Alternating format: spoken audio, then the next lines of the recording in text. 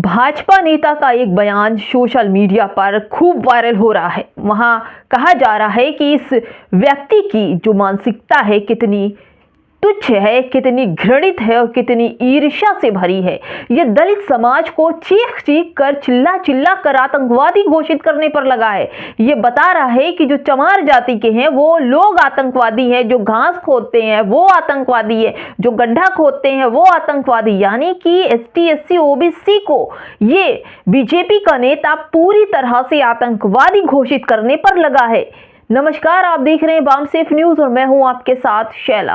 मुसलमानों को आतंकवादी कहते कहते इनकी जबानों पर वो लंबी लंबी बातें आने लगी है। अब दलित समाज को भी ये लोग आतंकवादी कह रहे हैं और छोड़ने का नाम नहीं ले रहे हैं। दलित समाज को पूरी तरह से उनके जाति का नाम ले लेकर उन्हें गालियां बक्की जा रही है। उन्हें कहा जा रहा है कि ये चमार जाति के लोग जो हैं ये आतंकवादी हैं, ये गड्ढा खोदने वाले, ये कुर्मी जाति के लोग जो हैं ये सब आतंकवादी हैं। इस तरह की बात जो हो रही है दोस्तों, भाजपा के नेता कर रहे हैं, जो कह रहे हैं कि हिंदुओं को एक करने की बात कर रहे हैं। वहीं हिंदू समाज से आने वाले दलित समाज को आतंकवादी घोषित करने पर लगे हैं। चीख रहे हैं, चिल्ला रहे हैं, मंच से चढ़ के कह रहे हैं। कौन? अंशु कुमार वर्मा, भाजपा के एक नेता है अंशु कुमार वर्मा।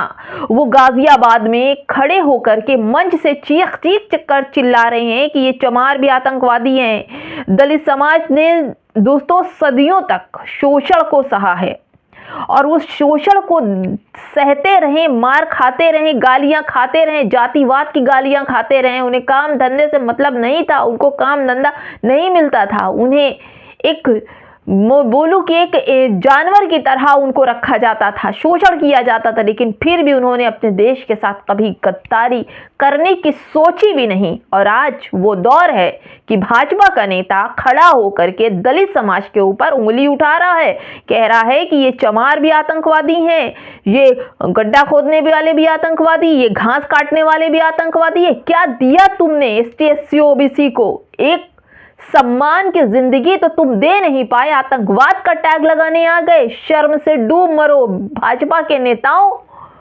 तुमको सत्ता में लाने वाले यही दलित और मुस्लिम ही हैं कि सत्ता में बैठकर तुम राज करो और उन्हीं पर हंटर चलाओ। ये चल रहा है देश के अंदर। कभी मुसलमान को आतंकवादी बोलते हैं, कभी दलितों को आतंकवादी बोला जाता है और खुलकर कहा जाता है। ये भी नहीं कि दबे कुचली जगह पर पत्रकारों के सामने मंच पे माइक लेके बोला जा रहा है कि जो दलित हैं वो आतंकवादी हैं। बेशरम है ये लोग। अंशु कुमार वर्मा बेशरम है, माफी मांगनी चाहिए दलित समाज छोड़ेगा नहीं दोस्तों। और इस बात को लेकर के अब यूपी में दलितों का खून खौल रहा है दोस्तों। अब पूरे देश में फैल गई ये आग, अब हंगामा मचेगा। क्योंकि दलितों को जिस तरह से जब किसी को कुछ दे ना पाओ तो उसको आतंकवादी का टैग दे दो। दोस्तों ये देखिए, खबर देखिए, प्रियांशु कुमार की खबर है। इनका एक वीडियो भी अंशु कुमार का लगा हुआ है। अंशु कुमार वर्मा नाम देख लीजिए। एक तरफ तो हिंदू राष्ट्र की कल्पना की जा रही है, पदयात्रा निकाली जा रही है, तमाम हिंदू समुदाय साधु संत जुड़ रहे हैं, मुसलमानों को टारगेट कर रहे हैं और उसी पदयात्रा में दलित समाज को घुसने का एक भी मौका नहीं है। दलित समाज वहां जा भी नहीं सकता। फिर कैसे तुम बनाओगे हिंदू राष्ट्र? हिंदू राष्ट्र क्या, तुम तो एक हिंदू मोहल्ला भी नहीं बना सकते हो। दलितों को आतंकवादी कह रहे हो, उन्हें छुआछूत बरसों से वो सहते आए हैं और आज उनके ऊपर एक टैग लगा दिया आतंकवादी। यानी कि एक नेता के मुंह से आतंकवादी निकली। अब तमाम भाजपा के नेताओं से जो एसटी एससी ओबीसी दलित समाज के लोग हैं उनको आतंकवादी ये ठहराएंगे, क्योंकि इनके व्हाट्सएप यूनिवर्सिटी से निकलने वाले हर अक्षर, हर वाक, हर शब्द सब इनके पूरे मेजॉरिटी के अंदर पहले फिट होते हैं और उसके बाद बाहर निकलते हैं। तो आज मुसलमानों के साथ दलितों को भी आतंकवादी कहा जाने लगा। दोस्तों पूरी खबर देखिए। ये चमार भी आतंकवादी। गाजियाबाद के भाजपा नेता अंशु कुमार वर्मा का यह बयान बताता है कि दलित समाज के प्रति उनकी मानसिकता कितनी गंदी व घृणित है। दलित समाज में सदियों तक शोषण झेल कर भी देश के साथ कभी गद्दारी नहीं की। देश की खातिर उन्होंने रेजिमेंट तक भंग करवा ली। उस कौम का यह दलाल आतंकवादी बोल रहा है। आज भी देश से गद्दारी करने में दलित समाज का नहीं बल्कि एक अन्य कथाकथित उच्च समाज का हाथ होता है, जो समय समय पर देश विरोधी गतिविधियों में गिरफ्तार होते रहते। जैसे कल एक डॉक्टर प्रियंका शर्मा गिरफ्तार हुई दिल्ली बम धमाके में।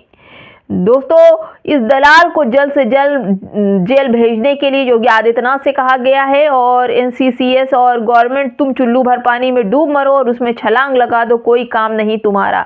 ये व्यक्ति खुलेआम दलितों को उनका नाम लेकर, उनकी जाति को लेकर गाली बक रहा है और कह रहा है कि आतंकवादी हैं। दोस्तों, दलितों ने जिंदगी भर इनका शोषण सहा है, लेकिन कभी भी पलटवार नहीं किया।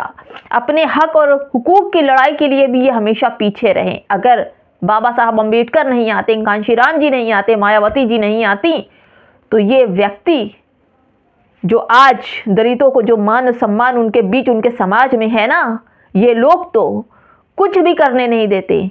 आज ये लोग मंच पे खड़े होकर, जब इनकी सत्ता है, पद यात्रा निकल रही है, तमाम साधु संत मिल गए हैं, हिंदू राष्ट्र की कल्पना कर रहे हैं, दलितों का कहीं कुछ है? अब ये बताया जा रहा है कि सब कुछ तो सही है, लेकिन दलितों को इस राष्ट्र के अंदर घुसने नहीं दिया जाएगा। एक सोसा फोड़ दिया है दोस्तों। अगर अब भी दलितों की आंख नहीं खुली तो कब खुलेगी? अब भी मुसलमानों की आंख नहीं खुली तो कब खुलेगी? इनके निशाने पर दलित और मुसलमान हैं।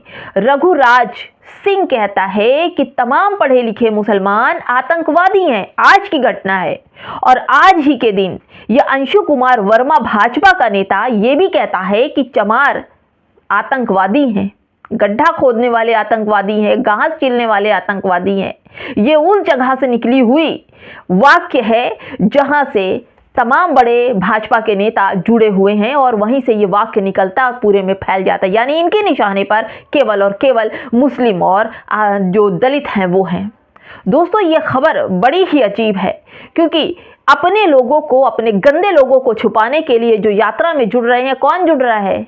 शिल्पा शेट्टी, रामपाल, एकता, ये लोग जुड़ रहे हैं। अपने आप को उस वॉशिंग मशीन में साफ सुथरी करने की बात कर रहे हैं और वहीं दलित, कमजोर मुसलमान, इन लोगों को आतंकवादी ठहराया जा रहा है। अगर हिंदू राष्ट्र बन गया तो ये लोग जाएंगे कहां?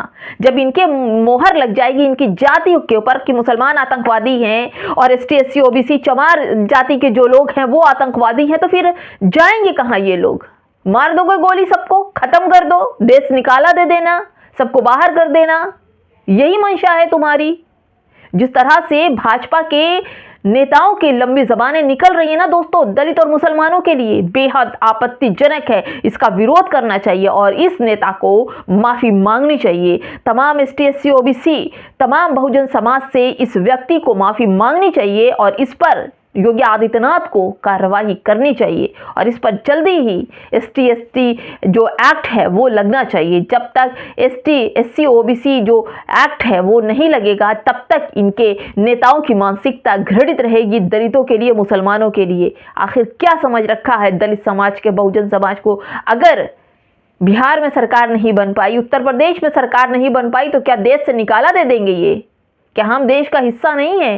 कि हम आम नागरिक नहीं है? एक तरफ तो हिंदू राष्ट्र की कल्पना करते हो, पदयात्रा निकालते हो और ऊपर से दलितों और मुसलमानों को आतंकवादी बोलते हो। दोस्तों, क्या कहेंगे इस वीडियो में? कमेंट बॉक्स में हमें जरूर बताइएगा। नमस्कार।